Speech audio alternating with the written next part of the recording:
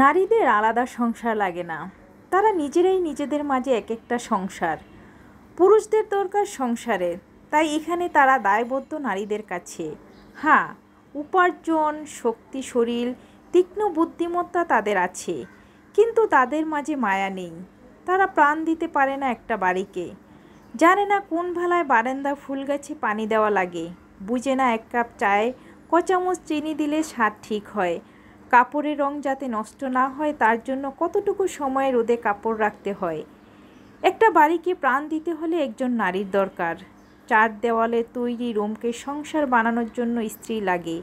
নিজের খেয়াল রাখার জন্য বিয়ে করে আনতে হয় নারীকে, যে আপনাকে কেউ না হয়েও ঢেলে দেয় আপনার জন্য নিজের সবটুকু।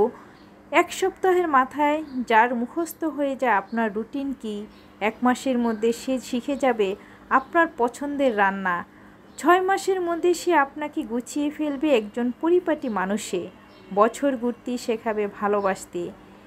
মেয়েদের কাচের ভাঙ্গাচুরি জমানো থাকে, আঠা নষ্ট হওয়া টিপগুলো যত্ন করে তুলে রাখে তারা। শুকনো ফুলের জন্য থাকে আলাদা জায়গা, পুরনো চিঠির খামগুলো আজও তাদের যত্নে ঝলমল করে, বইয়ের তাকে ধুলো জমতে দেয় না। চোখের কাজল বা চুলের বেনি নিয়ে তারা যেমন যত্নশীল, তেমনি জীবনের সবখানটা তাদের ভূমিকা এমনই। গড় জারি হোক না, সেখানে মেয়েদের পা পড়া মানে আলাদা রং পাওয়া। ছোট্ট কুঁড়ের ঘরটাও তাদের জাদুতে স্বর্গ হয়ে ওঠে। আপনি হাত তুলতে পারেন তাদের উপর, কারণ হলো আপনার শক্তি আছে, পুরুষালী দেহ আছে। ইচ্ছে মতো আঙুল তুলতে পারেন তার সব নীরবে সয়ে যাওয়ায় বলে। অপবাদ দেওয়া বা তাদের চরিত্রকে নিজের খেয়াল খুশি মতো বিশ্লেষণ করা আপনাদের পৈশাচিক সুখের জায়গা হতে পারে, কিন্তু সত্যি বলতে পুরুষ তাদেরকে বলা হয় না যারা নারীকে সম্মান দিতে জানে না।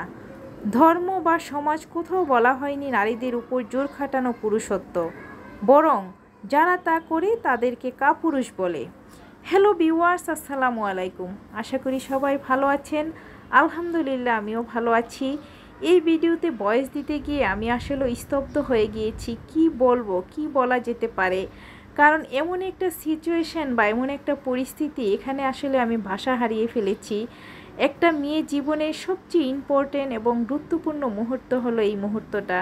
আসলে এই নারী জীবনের যে কত একটা কষ্ট, ছোট্ট থেকে জন্ম থেকে বড় হওয়া একটা ফ্যামিলিতে বাবা মা ভাই বোনের এত আদর ভালোবাসার একটা বর্নিং ছেড়ে অন্য একটা নতুন পরিবারে নিজেকে খাপ খাওয়ানো বা চলে যাওয়া, এটা আসলে নারী জীবনের অনেক কষ্টের মুহূর্তগুলো শেয়ার করছি আর ভাবছি যে আমি ওই জীবনটা পার করে আসছি, কিন্তু এখন কত সুখের সংসার।